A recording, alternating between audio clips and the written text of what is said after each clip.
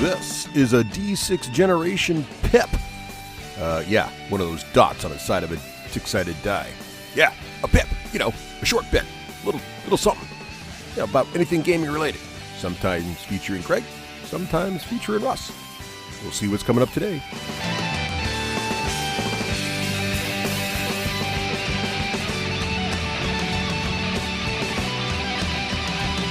Hey, we're excited to be back here, and today we're going to talk a little bit about what we've been playing lately in November. Right, Craig?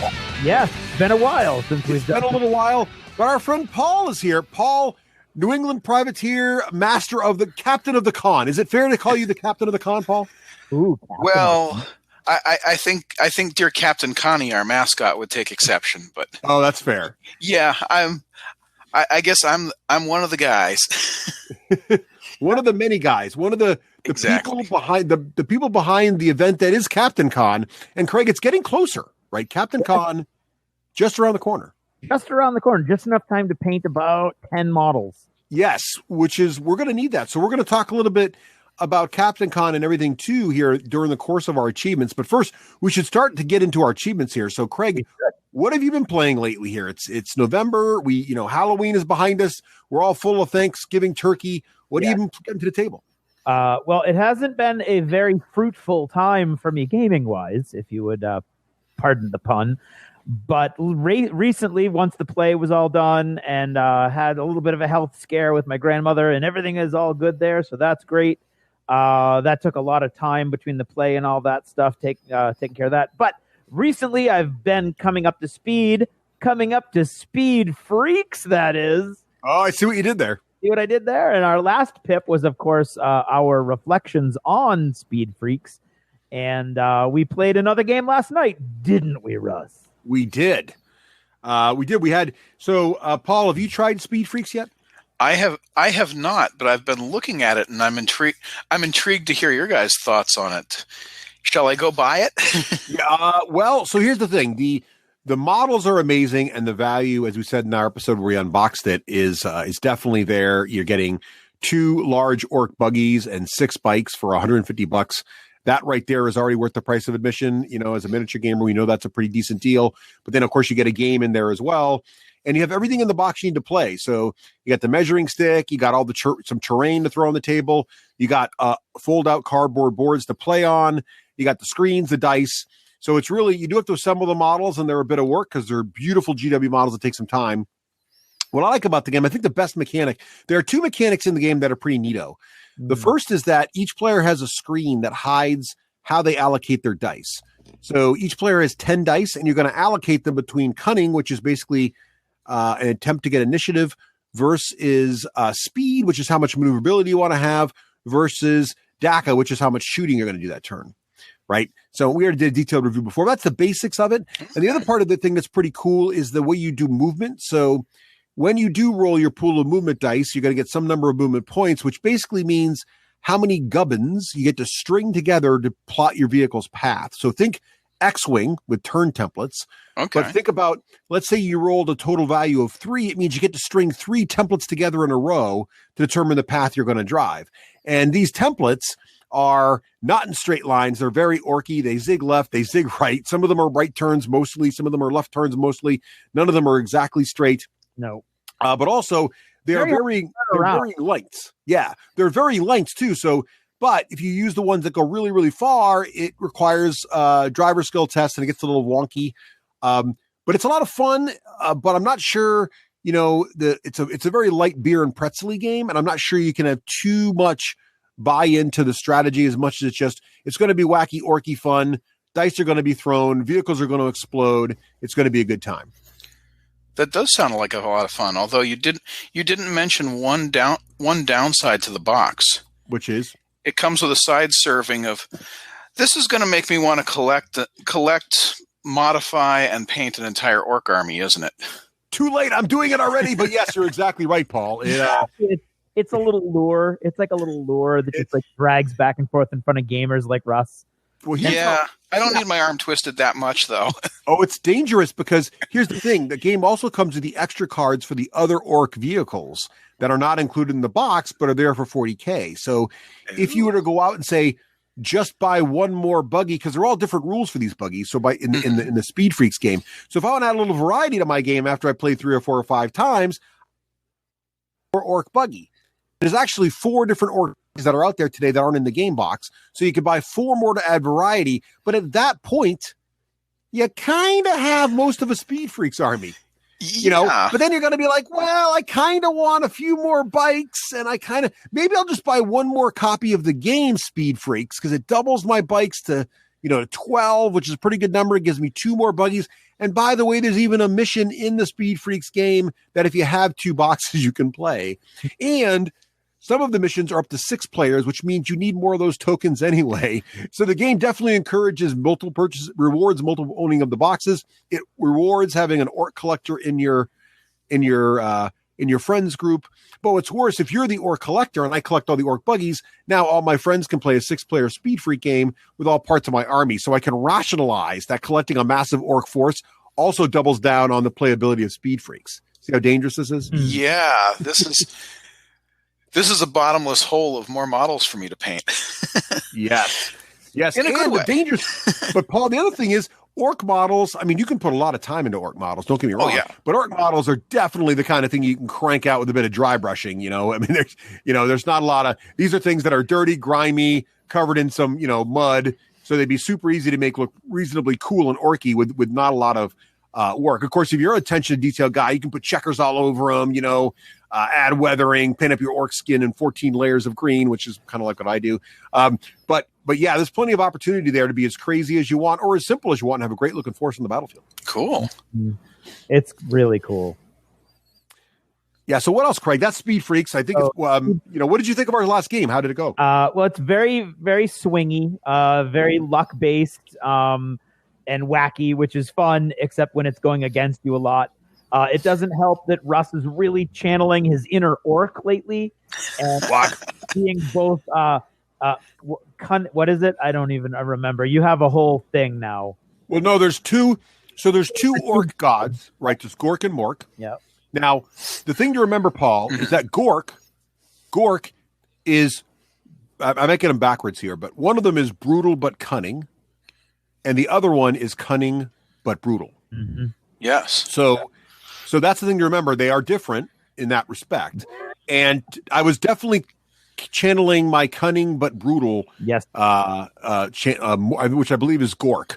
But I might get that wrong. So diehard orc fans, don't email me. I'm going to go look it up in the codex in a minute. But go. In fact, Craig, I'm going to look it up now. So what did you think of the battle? What actually happened in the end there? What actually happened at the end was that I just got wiped up. Last game we played was very close.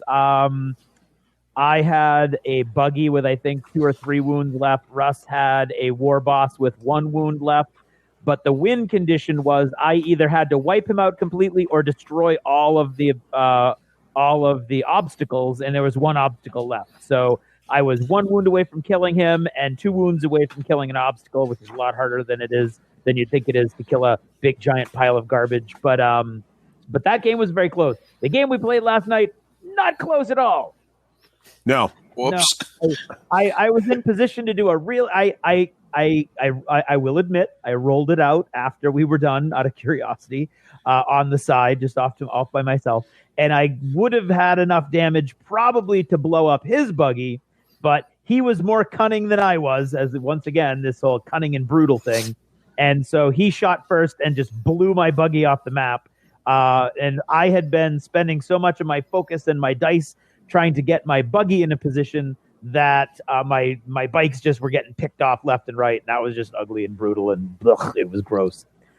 And but like I'm saying with the luck stuff, so I had the buggy that if I roll 2 lightning bolts in my movement dice, I get to teleport not all over the place, which is interesting because in the actual game of 40K, that model can teleport anywhere on the board it wants to, except not within 9 inches of an enemy. I almost said Morka. I wonder why. Yeah, it can only teleport within 12 inches of its current location, but you still get to choose the facing and everything. So it was going to be pretty powerful. I was throwing multiple dice. I could never do it. And then Russ damaged me, and the card that I pulled for damage was all of your lightning bolts count as failures. Oh. So now there's no chance for me to ever get my special ability off. So it was the luck. It was the luck of the draw, luck of the dice, and then boom! All of a sudden, my buggy's big deal doesn't work at all. So it just the luck really didn't bounce my way. That combined with Russ being all cunning and orky didn't help, and I just got the Imperial Wasteland mopped with my face. But it sounds like it did play out very orky, though. Because the luck either swings heavily one way or heavily the other. It's the orky way. Exactly. Oh no. Exactly right. And orcs would always rather bash each other than hang around and not bash anybody. So yeah. So I'm really enjoying Speed Freaks, although I am starting to, between Russ's inner orc and my luck, it's starting to wear me down a little bit. We played some more Night Vault, which was a lot of fun. I still enjoy that. We played 2 games of the Shadespire Night Vault, the new edition that came out with now does magic.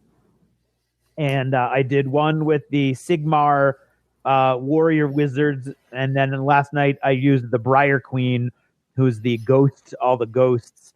And I think I won like with some wacky magic nonsense and damaging terrain with the Sigmar warrior wizards last time we played, and this time I once again got mopped up by when you start with 7 models and Russ starts with 4, and he's scoring victory points at the end for having more models than you that are alive. So this is what happened. So I think I was inspired. So I should say this. So Craig has got me in to I always remember. I forget the name of this game. It's funny because on Twitter I keep complaining that this game has 4 names. It has 3. Paul, what's the name of this game? Well, I've only heard 2, and for a while I thought they were 2 separate games, which was Shadespire and Night Vault. Right. But then what's the prefix for these names, okay, Craig? Ready? So here's the deal. The game is Warhammer Underworlds. Yeah. Okay, which just begs the jokes underwear. But anyway, if you've got a 12-year-old sense of humor like me, Warhammer Underworlds Shadespire was kind of like the first season, if you will, but they're not calling it a season, but the first the first launch of it. And then recently they did another starter box called Warhammer Underworld's Night Vault, which is and there's an ongoing story that's really cool. That's there's a lot of fiction in the rule book that's all about this city, this magical city that Nagash has kind of like brought into his realm, and it's filled with these mirrors that you can use to power all kinds of interesting abilities. And everybody who goes into the city becomes trapped because it's like a giant mirror maze and they can't get out. But if they can get out with all this mirror soul glass, then they'll be wealthy beyond their wildest imaginations, or everybody else has, everyone's got different reasons for being in there. The orcs, for instance, just want to kill things. And Night Vault introduces this twist in the story where a whole section of the city that was concerned with magic and this guard force of the city that serves Nagash, made up of these ghost warriors, has now opened up. So there's magic flowing through the city now that was even stronger than before. And so Warhammer Underworld's Night Vault, which is what we've been playing, is the same game with the same slightly streamlined rules, but now it introduces magic. So that's what we've been playing recently. So I don't know what to call it in one word. I think it's Shadespire or Night Vault or Underworlds or Warhammer Underworlds. Yeah. I mean, I stopped at Warhammer Underwear, but... Right. You can't call it Warhammer because that's like Fantasy Battles / Age of Sigmar. Yeah. Also, again, more than one word. But... so I don't know. It's not like 40K where you can get away with a nice simple thing. But in any case, so Craig got the thing to remember about this game that you can't remember the name of is it is great. Yeah. It's fast. It's fun. It's simple but elegant. We talk about Speed Freaks. Yeah, we talk about Speed Freaks being kind of beer and pretzel-y. This isn't beer and pretzel. I mean, it is. You could play it beer and pretzel style. It's certainly fast enough because it's done in 45 minutes. But there's a lot going on here, and you can really get into it. It's like a nice tactical game, right? Oh, yeah. So I have finally got we played it a little bit when it first came out. I did pretty well. I played different factions. I tried the Skaven. I think I won with them. I tried some other ones. But then I started playing the orcs because orcs are my first love. I bought my own orc faction. I painted them up. And I kept losing. And I kept losing because I would like charge in, right? And I'd be like, well, I'm orcs. So, but then here's the thing. Then I got inspired by the Orc Codex, even though it's 40K and this is a fantasy game, and by Speed Freaks, because after playing Speed Freaks and winning and being all cunning, and then having read the Orc Codex, which again, just to clarify for the orc fans out there, it is Gork, who is brutal but cunning. He's brutal but cunning because Gork's the sort of the fighty god, right? Yeah. And then there's Mork, who's cunning but brutal, and Mork's sort of the mech boy guy. Uh-huh. But the key to remember here is orcs are brutal, but also, no matter which side of the coin you're on, always cunning. So I decided to try to be a little more cunning this time. Yeah. Now, the advantage I had was Craig was playing a totally new faction he didn't know what to do with. So that was very helpful to me. And that's part of the cunning, is that you kind of try to tell your opponent, try something new. Yeah. Why not? But I actually held back with the orcs, and I waited for my moment. One of my guys stayed in an objection and waited and get this ability to swap the other objectives around so he'd be standing on the right one. Ended up not needing it, but I was there for that. I got in a position where my one orc was equipped with just the right weapon to attack all the bad ghosts that are around him to great effect later. So even though I had some bad luck early on, it kind of worked out. So you're definitely better off. Orcs, the new orcs, the orcs that are both in 40K, I think. I haven't tried them in 40K, but I'm getting ready to. But the orcs in Shadespire, War Vault, Warhammer Underworlds are just as are cunning as are the Speed Freaks. So you got to be cunning now as well as brutal, or brutal while you're cunning in the orc land. And it does seem to work. So I'm really liking that because it makes them not just a bunch of dumb brutes. It makes them dumb, cunning brutes. Yep. Mm-hmm. Yeah. Did you follow all that, Paul? Yeah, oh yeah. Yeah, no, I followed your cunning descriptions of brutality. Oh, thank you. Well played. Fun. All right. So what else, Craig? I've also because my grandmother's been ill, she was released for the day for Thanksgiving. She came over to our house because we're the only family in the family that has like a nice ground floor with no stairs necessary at all. So it was really neat. And the reason that I'm including this in achievements is because my whole extended family had Thanksgiving dinner in the pub. Ooh, that's exciting. So that was pretty neat. Also, I got to hire a cleaning woman for my pub, which was pretty cool. So that's awesome. Well played. Currently, the pub is super clean. Not as clean as it was a week ago because all my painting projects are now scattered all over the place because at the end of the play, I'm like, I want to paint. But when it was, other than the models on display and the rule books on the shelves, you wouldn't even know it was a gaming area. You would just think, oh, this is a really cool kind of pub. I think we had like 12 or 14 people having Thanksgiving dinner in here, so that was great. I feel like this is a negative achievement, though, not gaming in my gaming room. No, it was hidden. It was multitasking in my gaming room. All right. Because there were models on display, and they were being seen by family members who have never seen my gaming stuff before, who are saying things like, oh my God, are these the Avengers? What's this over here?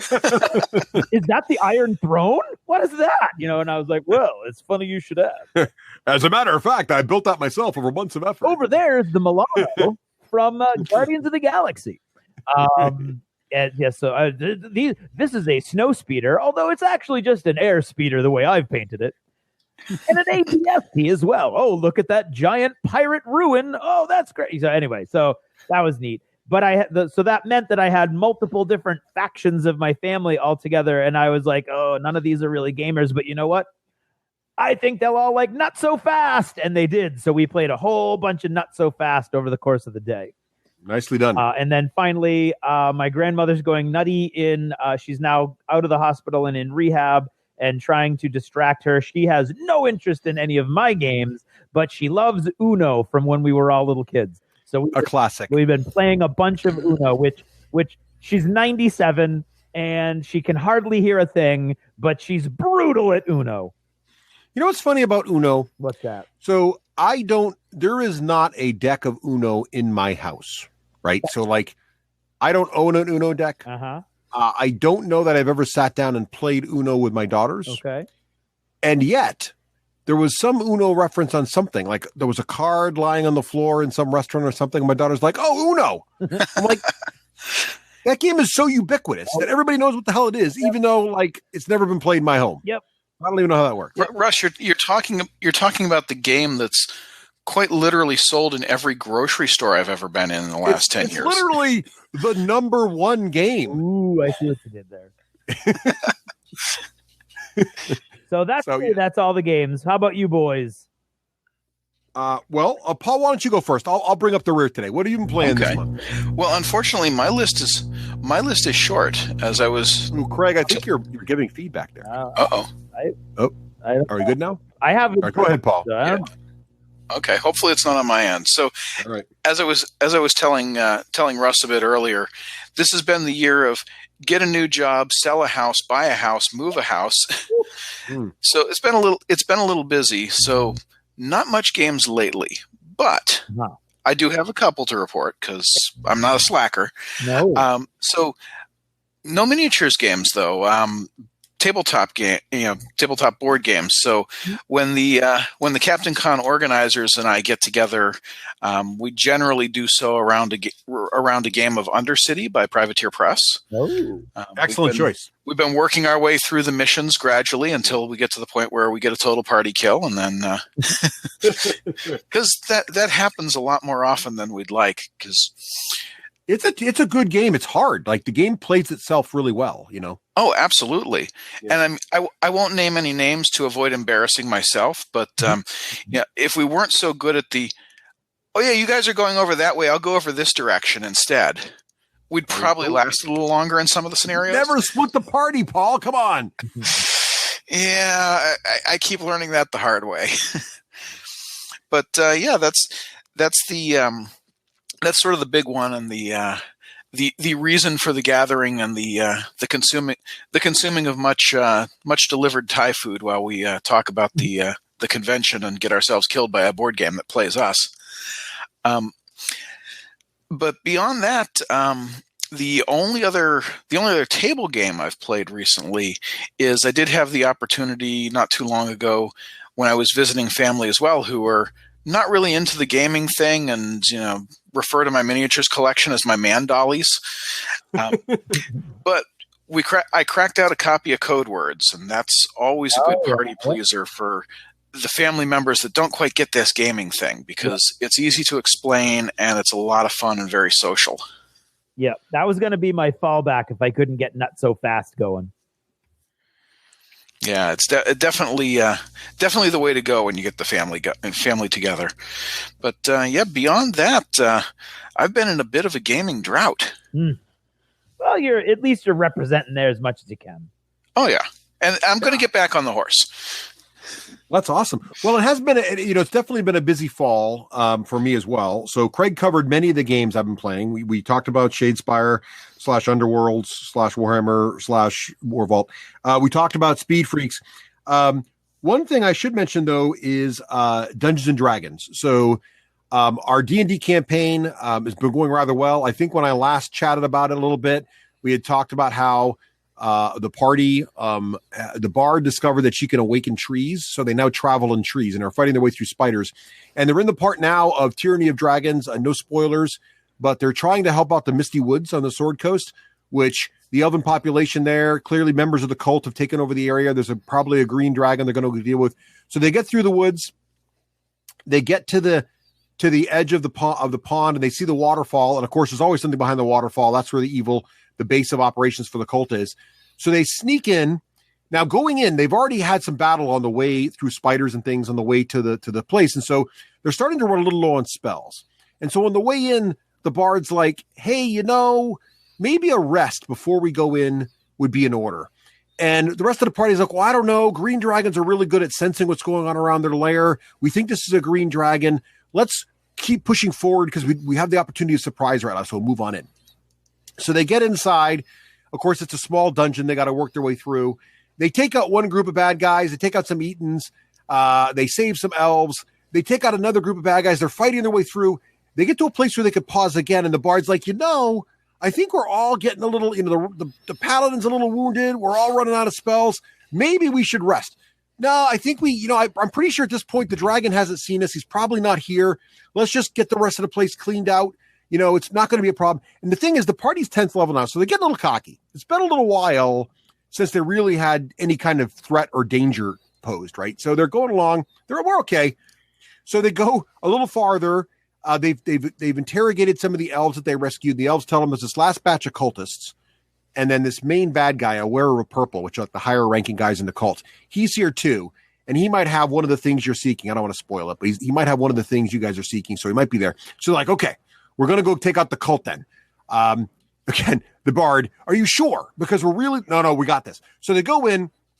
The cult's a little more resistance than they thought, but they take them out. But in taking them out, nearby, the wearer of purple, one of the leaders, he hears them.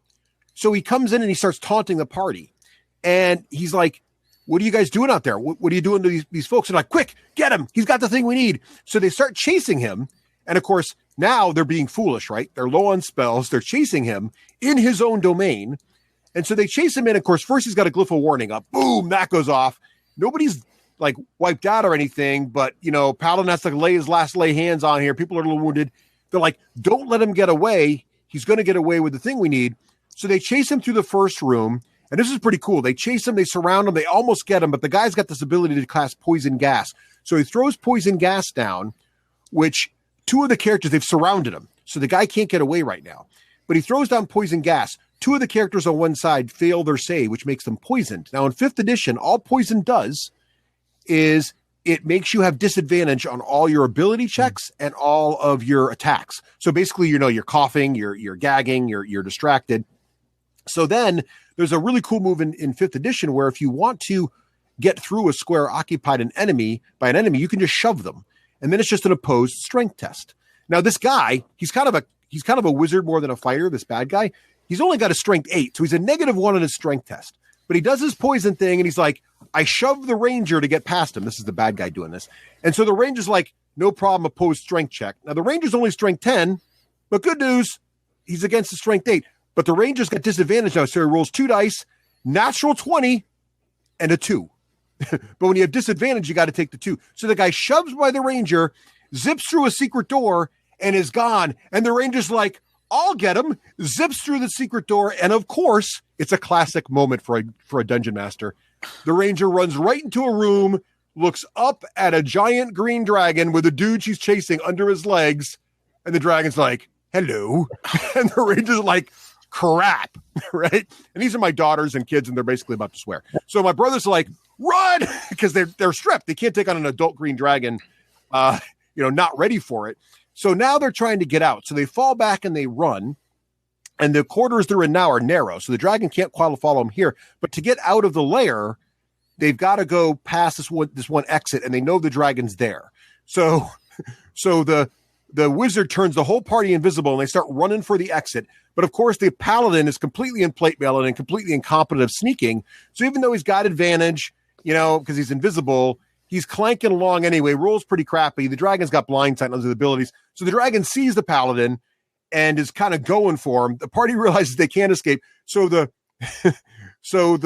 wizard touches the paladin, casts a spell, makes him visible, but basically dimension doors the paladin out from behind the waterfall, and they fall into the lake. Meanwhile, the rest of the party starts running for the lake, and they're all like leaping through the waterfall on the backside, diving into the lake.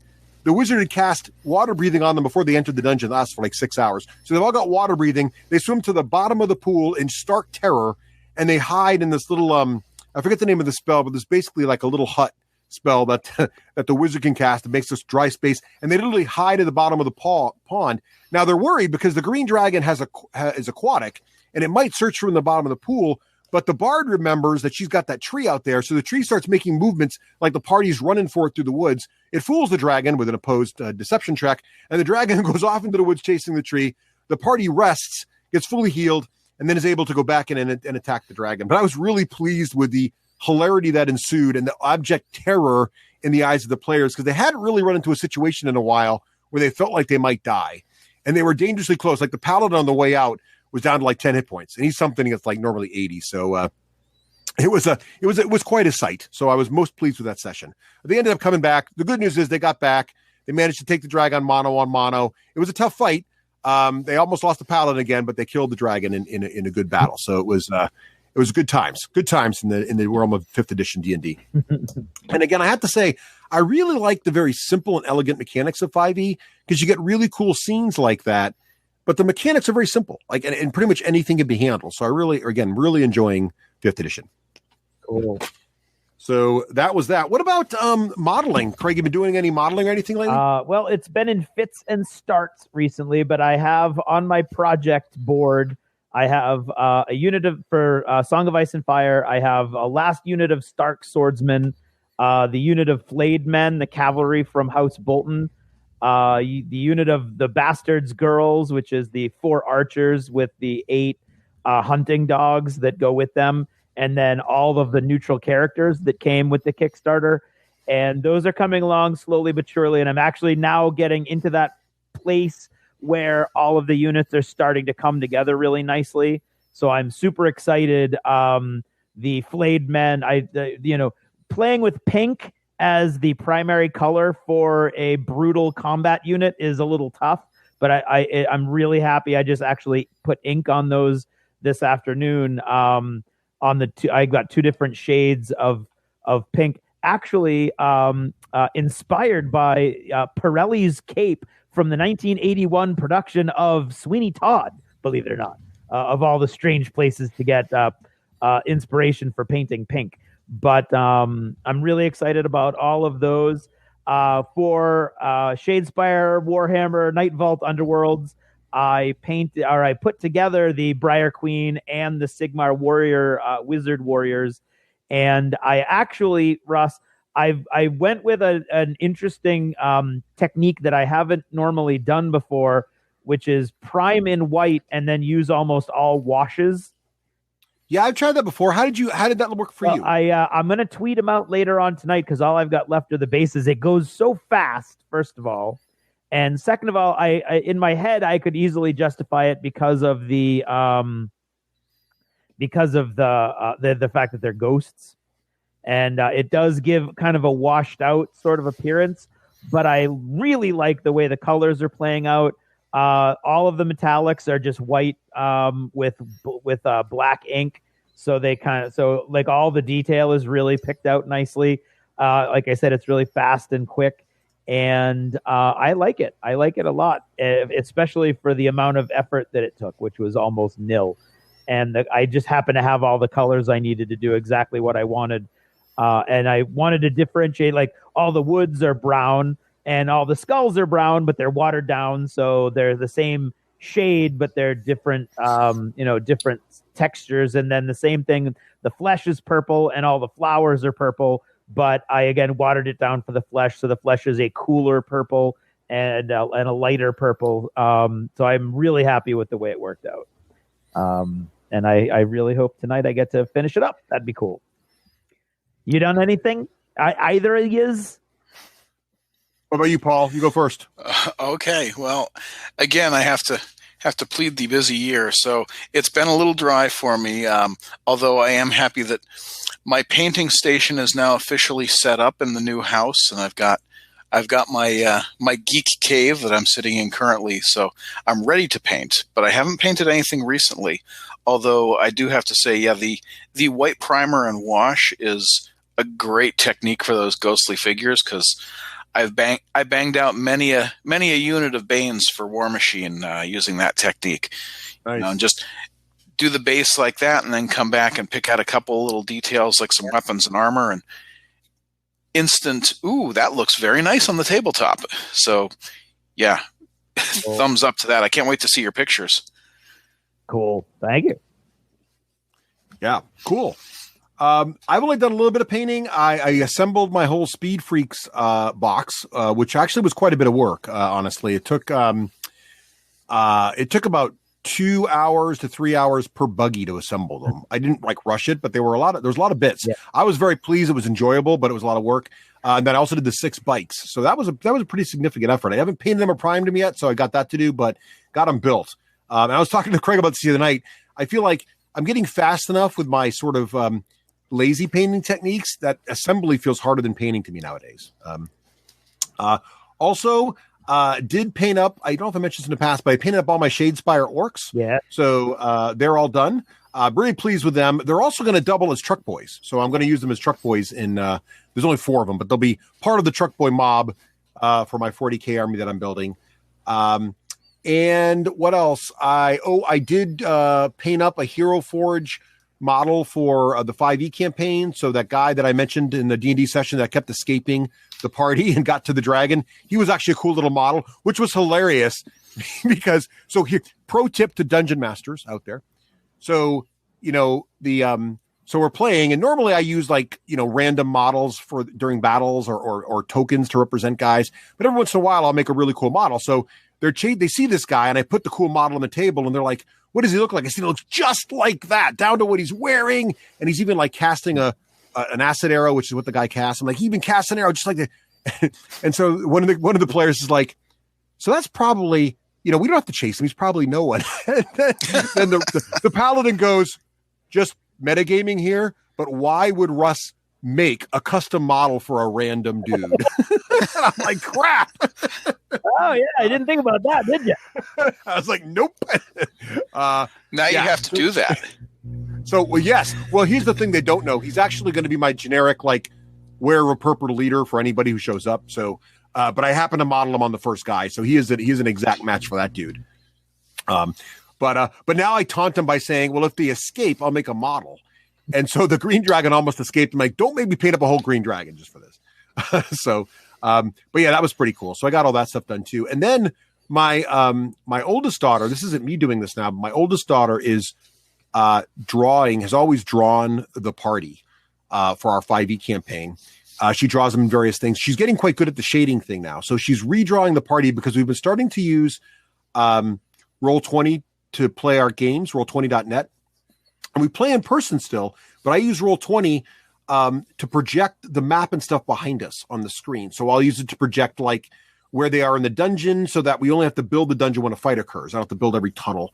But also I use it for larger battles. So if there's a massive siege happening in a town or a castle's being attacked, I can have a picture on the screen behind us of the overall battle. So everybody knows the feel where they are. And we only put models on the table for the small, sort of zoomed in part of the battle.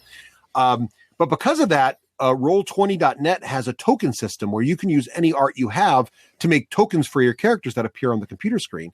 And so my daughter's gotten inspired to redo the art for everyone so they can come up with new tokens. So, but she's also asked, since they just hit level 10, everybody to redescribe their characters so she can now redraw them at sort of their, higher level forms. And I just tweeted a couple pictures of some of the ones she's been doing, and I thought she did a really good job. She just redid the ranger sort of kneeling next to her wolf. And I think it came out great. Now I'm obviously biased, but I thought she did a pretty good job. So she's been doing a lot of that, and they've been having a great time with that. And my youngest daughter is getting into drawing animals. And so we're making her draw all the druid forms for her druid, which has been fun too. So I'm just really pleased as a parent how much creativity that D&D can inspire, right? I mean, they spent hours writing their backstory and just slaving over word processors, typing up their paragraphs and paragraphs of text. And they spend hours and hours a day just drawing pictures of their characters and battle scenes. It's just really such a wonderful way to inspire imagination. I can't overstate the value my family has gotten from role-playing games. Very cool. Cool. What about other stuff? What about movies, books, TV shows? What have you been reading and watching, Craig? Okay. So I binged Daredevil season 3. Oh, yeah. Loved it. And no spoilers. I'm like 2 episodes from the end. Nope. I'm really close to the end. I really, really enjoyed it. I enjoyed it thoroughly all the way through. I love Kingpin. I don't know, I know now, but I'm not going to give it away in case anybody hasn't watched it yet. But the secondary villain I knew nothing about. He was very cool. He's very cool. I love the interplay with all the characters. It's just, it really kind of brought it back to season 1 for me. And I really enjoyed it a lot. Man in the High Castle season 3 was really cool. I watched that a while back. It's getting much more sci-fi, but I like that. Yeah, not in a way that bothered me at all. And it's still very much, like diesel punky. Not really, there's not any high science fiction or magic or anything like that going around. It's very diesel punkish. And right now, I watched the first episode of The Walking Dead for this next season, and just to see what was going on, and am all set with that. And I am watching The Good Place. I'm a few episodes behind, but I've been enjoying it. Especially, I enjoy the way they tie it into the real world right now, where the reality is going insane because of what they're doing on the show. And for one example of reality going insane, they gave The Greatest Showman making $400 million was proof that the world had gone insane because of what they've been doing. So that was funny. And as far as movies, I saw Bohemian Rhapsody is the only movie I've seen recently. What'd you think of that? I loved it. I tweeted out right after I got out. I really, really enjoyed it. It was exactly what I was hoping for. I'm glad Sacha Baron Cohen removed himself from the project based on what he's said in interviews that he wanted to do with it. It wasn't egregious. It didn't hide any of the sort of negative or salacious aspects of Freddie Mercury's life, but it didn't dwell on it because that wasn't what the movie was about. The movie was about sort of the forming of Queen and the development of these guys as people, and sort of the arc of the story from him joining Queen to the end of his life. It didn't really dwell on the end of his life. That was sort of a post-credit kind of scroll information, so you kind of got up to speed on what happened. So it ended on a positive, uplifting note. I thought the acting was amazing. I thought, what's his name? Rami? Is it Rami? It's the guy from that show that you liked, Russ, the hacker guy. Anyway. Oh yes, Mr. Robot. He was playing for. The guy who played Freddie Mercury was amazing. Yeah. He was awesome. Yeah. And I didn't notice this when I watched it, but I've been delving into it because I'm now fascinated with the movie.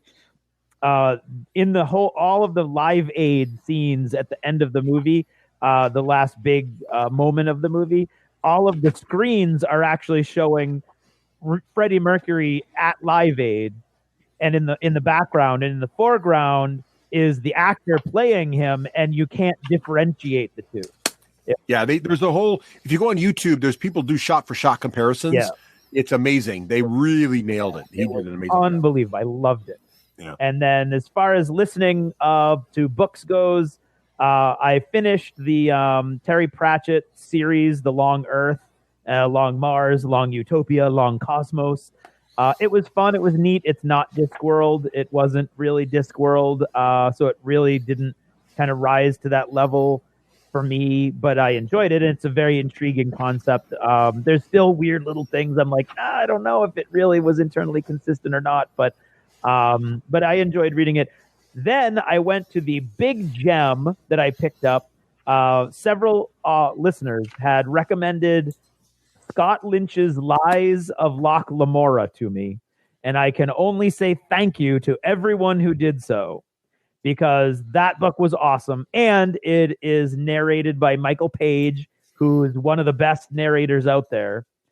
And it's this great, I mean, especially if you're in a D&D frame of mind, Russ, because it's very much a thieves campaign in Dungeons and Dragons in a city that is very much Venice in a fantasy world. It's a fantasy world equivalent of Venice. There's not really monsters, although the sea creatures are very monstrous. There's a little bit of magic, but it's not like overpowering. It's almost all intrigue and stealth and heists and con games. And I mean, you can tell that Scott Lynch puts together this. I mean, so it's always all these double blinds and double crosses and all this stuff going on. And you think you know what's going on, and you think you know who the target is. And then it's over here and then it's over there. And he doesn't follow a linear timeline. So it reminded me, actually, if people remember back to Slumdog Millionaire, how you kept getting these random seeming flashbacks to the main character's childhood that would then show you how he got this one piece of information randomly in his childhood that he needed in that one day that the movie was focused on. And that's kind of what Lies of Loch Lamora does, where there's constant flashbacks to different periods of his earlier life that kind of show you how he learned something, and then flash forward again to the present of how that now incorporates into this unfolding plot and this unfolding scheme that he's got going. I loved it. It's some of my favorite fantasy in a long time.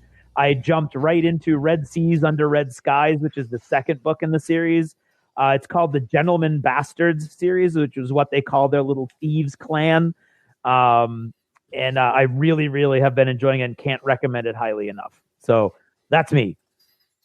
Awesome. What about you, Paul? I've been a little more busy in the realm of the TV and the movies and the books.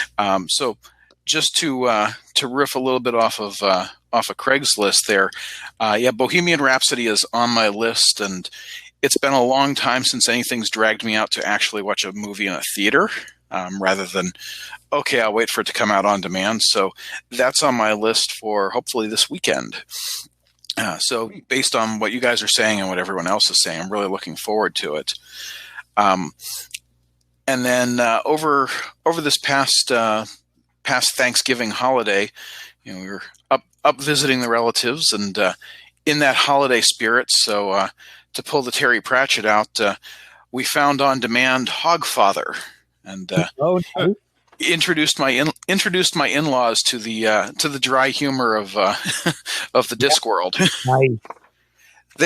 Their takeaway was, you guys watch some strange things. There was something about death I don't understand. How I've never seen it. How is it? It translates really well if you're a fan of the books and particularly have read the book. But from a naive audience coming in, it's a little hard to follow, especially in I would imagine any act. Would be a little too much for somebody who didn't know what they were getting into. Yeah, I mean, because it's his stylistic, all the threads coming together, and eventually it bundles up at the end. But cool. But where did you find it? So that was on. I think I found that on it. Yeah, it was on Netflix. Oh, I'll check that out. Yeah, it was either Netflix or Hulu, but I'm pretty sure it was Netflix, and it's the it's a 3-parter. So I'll look at both places. Excellent. Yeah. So yeah, definitely a good little watch. But TV otherwise, I won't bore you guys with the long list of everything since we've last talked, because you don't need me to go through all the Marvel Cinematic Universe. But what I did just wrap up watching just a little while ago was going back and re-binge watching all of the Babylon 5 series. Oh, that's great stuff. Yeah, that holds up remarkably well. Oh, yeah. The special effects are showing their age, but yeah, the acting and the story and just the way it's put together and the way it's shot, it carries it through regardless. Once you get through season 1, anyway. Yeah. 2, 3, and 4 are the solid core. Yep. Season 1, there's some rough spots. Season 5, yeah. There's some hard bits. It does wrap up the story nicely. Yeah, it does. Watch through that. If anybody, it's that one's on Amazon. So that's where I found that one. Yeah. And then I think it was just this past Sunday, actually, found this movie that, again, Netflix or Amazon or one of them, I think Netflix, that just looked intriguing and said, we'll give it a watch, and ended up sucked right in. It was really well done. Is this movie called I Kill Giants. Oh, yeah? Which I can't entirely explain it to you without sort of giving away a bit of the undercurrent of the story and some of the surprises, but it's a high school girl who kills giants. Oh, I think I've seen the preview for that. Yeah, it's very much well, at least kind of where I was in high school. That's the weird kid that plays D&D all the time, and carries around the notebook full of ideas and scribbles. But yeah, definitely a good watch. My wife and I watched it together, really liked it. And in the book realm, well, I've been doing a lot of driving around, and I've gotten myself thoroughly hooked on Audible now. So I've been devouring audiobooks at a crazy pace.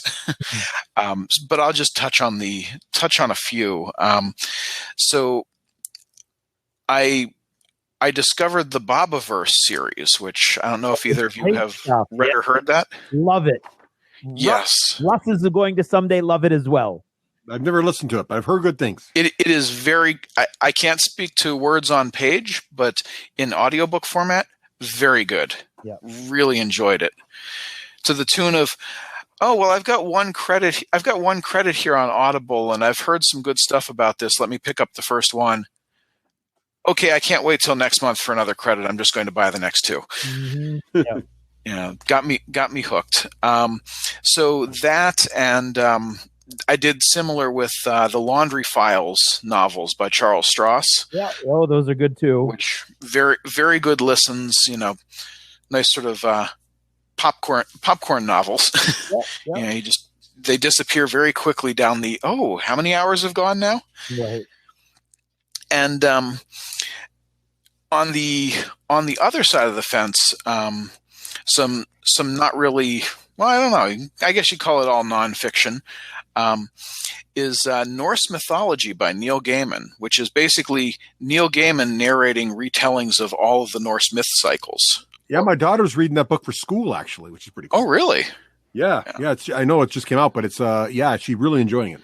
Oh, nice. Yeah, it's very well done. Again, I'm listening in the audio, so that's very nice. And then the other one is a thing called The Storm Before the Storm, which I don't know if you guys are familiar with Mike Duncan. He does a podcast called Revolutions. It's basically history geek stuff about, goes through a lot of the famous revolutions. And this is him. He parlayed the podcast into a book, which then became an audiobook about the build up to the Roman Revolution. Basically the fall of the Roman Empire. So it's all the political intrigues and the back and forth between the major families and the various generals, and so that mix of politics and family feuds, and it's really well done. Mostly because he's a great history researcher, but also he can tie together a good story in the telling. That's awesome. So yeah, that's my most recent binges. Great. Good stuff. Well, my list is a little different. First of all, for the movie side of things, we did just see the new Harry Potter movie, the Potterverse movie, Fantastic Beasts, or whatever it is, Magnificent Creatures, whatever it is. We liked it. It was kind of a good, it's a middle piece of a 3-part play, so it leaves you kind of like, are we done? I want the rest. So it's kind of like, I think it'll be better when all 3 are out, if that makes sense. Still fun though. And Johnny Depp does a great job as the bad dude. Also, been playing Red Dead Redemption 2. What a great game. Now, I'm a huge Old West fan, so of course getting any game in the Old West is great, but this is a really, really amazing Old West simulator.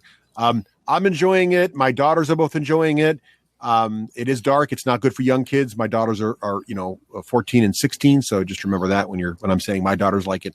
But it got both my girls. First of all, my youngest daughter was the first of us to solve it. So I'm dilly-dallying around. I'm out there like using the binoculars, hunting the perfect stag. I'm doing all kinds of crazy not story stuff. She just blasted through the story. She got done with it. She's like, Dad, this is such a dark story. Also, it's my favorite story I've ever seen in a video game. So she really loved it. It got her into Old West. So when the Ballad of Buster Scraggs came out on Netflix, have you guys heard of this? No. I have not watched it. So this is the latest Coen brothers, I think they are. Their latest movie. Their stuff's always kind of quirky. This is no exception. It's like, I want to say it's 5 short stories, or 4 short stories, or 6. I can't remember, but it's a bunch of short stories. It's a 2-hour roughly film. on Netflix. But I liked it. We all liked it. There was one story we all didn't like that much. But the rest we actually really enjoyed. And the first one was my absolute favorite. But it's really good. It's a little dark. The first one, though, is such a great send-up or parody of classic Old West storytelling. Really, really enjoyed it. So if you're interested in cowboy stuff, definitely check that one out. Like Craig, enjoyed Daredevil. Also, we're watching the new Heathers. Have you guys heard about this? No. So they just rebooted Heathers as a TV series. I thought it was on Netflix, but it's not. It's actually, we're watching it on Xbox Live, so you can probably get it on iTunes and other sources like that, or I don't know which network it's on. But basically, they've taken the old Heathers. Remember the old 80s film with the popular kids being sort of slowly killed off by the sort of two sort of not popular kids. Christian Slater was the guy, and who played the girl? I'm trying to remember now. But anyway, so this new reboot, it's kind of an interesting twist because they've modernized it. So now the cool popular kids are all like,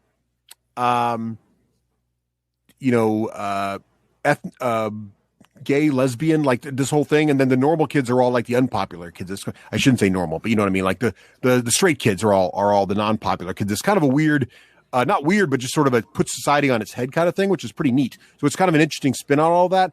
And what's really interesting about it is the very first episode is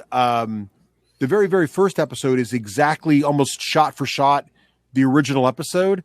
Or the original movie. But then at the very end, they twist it.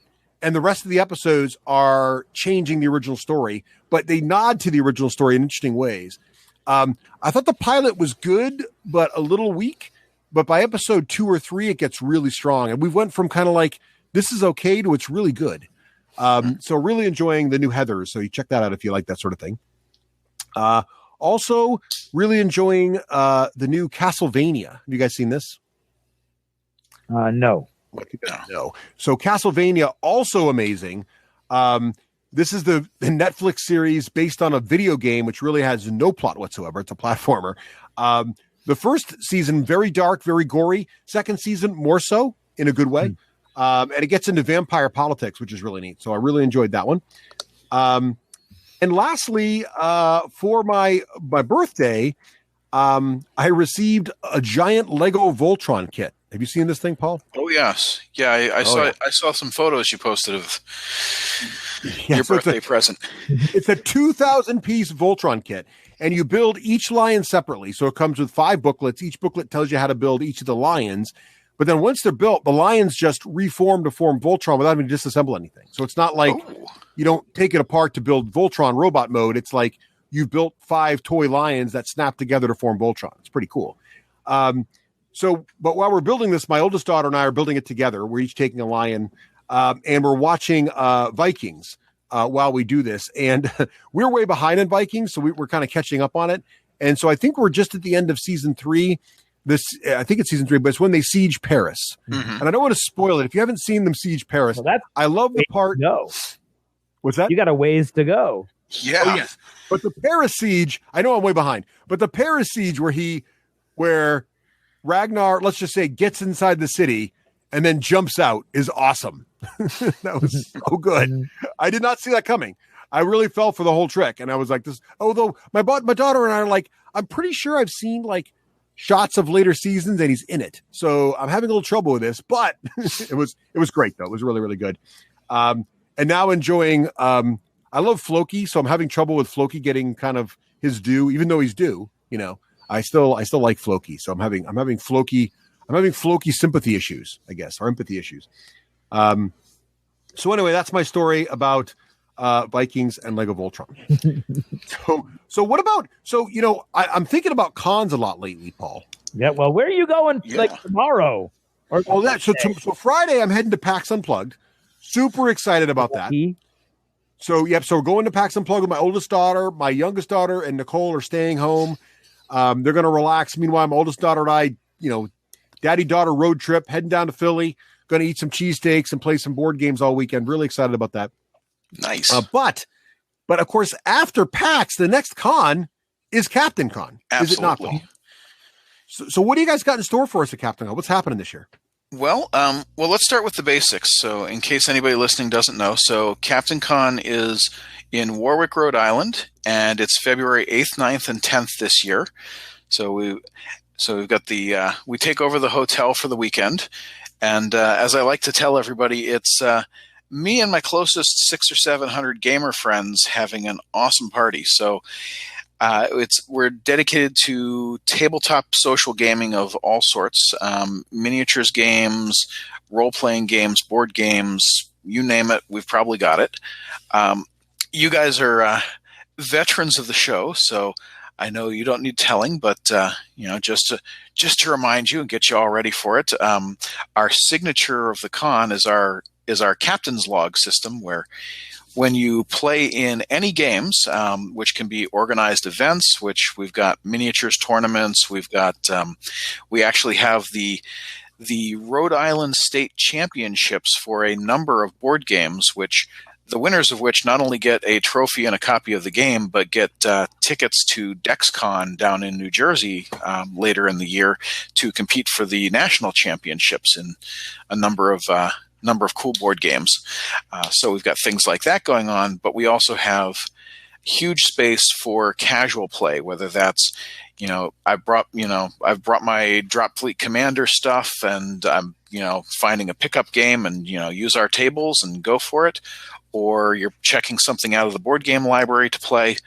All of that, you earn points in our Captain's Log system, which you can spend sort of like, getting tickets at Dave & Buster's. And, okay, I did all this stuff. I earned all these points. I'd like all sorts of prizes. So that's kind of the show in a nutshell. Now, of course, we can get down into some of the nitty gritty and talk about some of the events that are happening, or, I can take you on a little bit of a virtual tour through all of our stuff, but I don't want to ramble at you. So where would you gentlemen like to go first? Well, what's the new hotness? What's kind of the new thing coming this year that's going to be a little different? Well, I guess first of all, the board game tournaments, obviously, that's kind of a big deal. Yeah. But it's not really a new hotness because we had it last year, but returning this year is a Shadow in the East, which is a Lord of the Rings miniatures game 2-day tournament event. Cool. That when they first proposed it last year, like, well, that Lord of the Rings thing was a neat game, but okay, we'll hook you up with some tables. And there's a crew of absolutely dedicated gamers and hobbyists that showed up last year, and by the pre-regs are showing up again this year, to play a really cool game that looks absolutely stunning with all the terrain and their beautifully painted models out there. So that's one that not only do I want to actually go over and poke my head in more, but I know my wife's going to be taking her camera around there for some more photos, because gorgeous on the tabletop. Sounds awesome. And then just a couple days ago, actually, we just got the submissions for all of the Pathfinder role-playing game sessions. So again, this year we've got a packed schedule of Pathfinder sessions, and all new adventures from last year. And they're also going to be sharing space with this new role-playing game that I've got to find a way to get myself free to play in it. It's called Kids on Bikes. Oh yes, the Stranger Things RPG, the unofficial Stranger Things RPG. Exactly. I kept finding myself wanting to type Stranger Things when I was describing it. Or Goonies, right? Or E.T., right? Any 80s, pick your 80s childhood film, right? That covers it. Absolutely. Yeah, so I'm kind of itching to give that a try. That looks good. And then the new hotness in the miniatures realm is I don't know if you all have been tracking this on Facebook as much as I have, but there's this little game that a guy I know put together called Breach Storm. Yes. I keep missing every time he runs a, come on down and play and learn the game at my local game store. I keep missing it, but he'll be running demos and a tournament at Captain Con. And so I'm hoping to get a chance to actually check it out. And, I'm not so sure how I feel about cats, and particularly giant space cats. So I might have to take the field against them. But neat models, and from what I've heard of the rules, looks really solid and tight for a nice skirmish game. So I'm looking to get my hands on that. Cool. That's the whirlwind tour of a few of the things. Obviously, I can keep you guys here all night describing everybody's stuff. But well, as you know, Paul, Captain Con's a big favorite of ours. It's it's the venue that got us started. Craig, we've been thinking about it. We've run an event. You guys are kind enough to let us run a crazy event every year, which is so kind. Craig, we've been thinking about this year, and you had this great idea that I just am so excited about. What are you thinking about this year? Well, we had a bunch of ideas, and the idea that I kind of sort of gravitated towards, because I know I've already got a lot of this stuff and I wouldn't mind picking up more of it, is Adeptus Titanicus. Mm-hmm. So, is this us agreeing, Russ? Is that what we're doing? We are agreed, sir. All right, then. Cool. So we will be running on a really cool, fully three-dimensional urban Warhammer 40 and Warhammer 41st Millennium 10 millimeter board. A game of Adeptus Titanicus where you don't have to provide anything. We are going to have 2 full mana pools of giant killer robots fighting it out over this tattered battlefield. There's going to be 3 warlords, the biggest titans they make. There's going to be 3 reavers, the second biggest, 4 warhounds, the small scout titans, and anywhere between 8 and 10 of the knights, which are of course the biggest models you can get in standard Warhammer 40,000, but the smallest models in Adeptus Titanicus. So they're kind of like your little infantry running around in Adeptus Titanicus, where they're these big giant robots in Warhammer 40,000. And we're going to have all of that and more all over the place at Captain Con. Yeah, I'm excited. Well, Paul, have you tried Adeptus yet? I have not. Now I have something else I have to play. But that's true every time you guys bring a game to Captain Con. I always have to, even if I can't get a whole space free, I always have to come over and at least, roll some dice and take part in a turn or a turn and a half. Just to lend my particular brand of bad dice luck to the game. That's part of the fun, though, and these things are like that, right? So our events are always designed; people can pop in, pop out. Yep. Generally, we we try to give you a flavor of the game, and Craig always does an amazing job on the terrain. So it's just a fun time. There's lots of yelling, lots of cheering, a few things given away as prizes. Always a good time. So hope to see you there, and we're looking forward to another great Captain Con this year. Yeah, absolutely. I'm looking forward to having you guys there again this year, and I've got your tables all dusted off and ready. Perfect. So Paul, if someone's thinking of coming to Captain Con, one more time, what are the dates and where can they go to get all the information about it? Okay, so the center of everything is CaptainCon.com.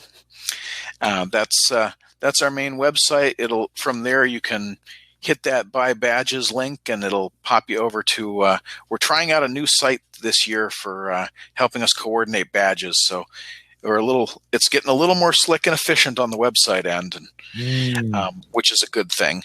And from there you can sign up for events and such. The dates are February 8th, 9th, and 10th. So that's Friday, Saturday, and Sunday. Doors open at 10 a.m. on Friday, and we're open around the clock until till Sunday evening.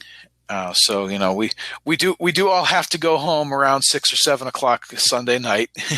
We got to go back to the real world. So hop on over to CaptainCon.com. grab the info. For folks that have questions, if you search for us on Facebook, Captain Con has a Facebook page, Facebook.com/Captain Con. Ask us questions there.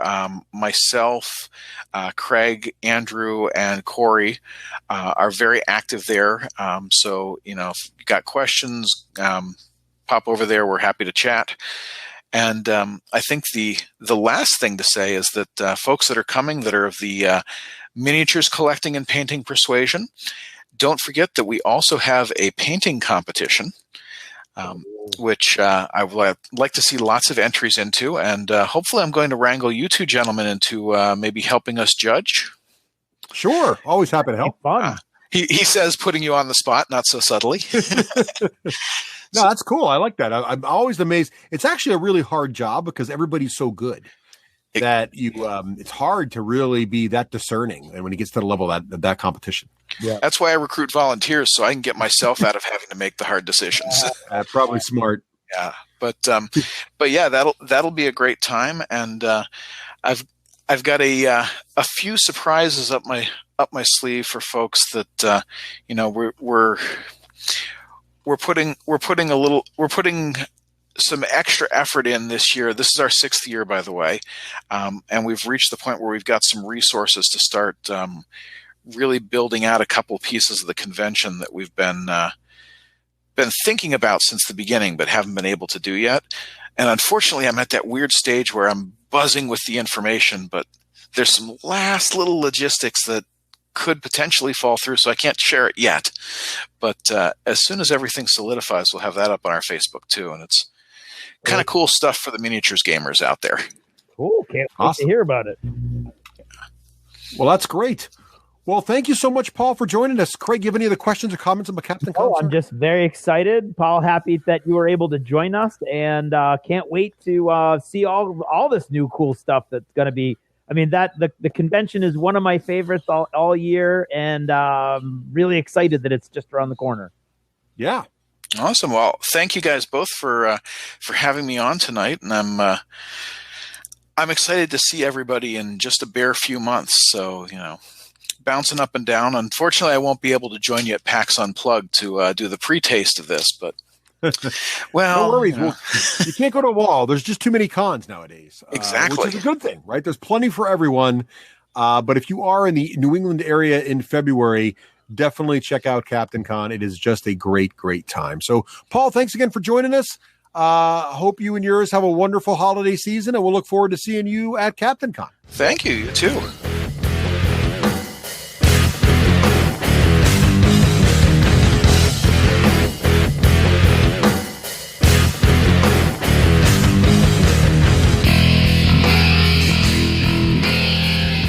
Achievement unlocked! You've made it to the end of another D6 Generation episode, the podcast whose humor has universally been acclaimed as not too horrible.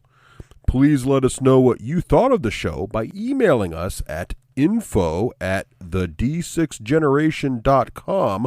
If for some inexplicable reason you actually enjoyed this show, you can help others find out about it by leaving positive reviews on iTunes. Thanks for listening, and happy gaming.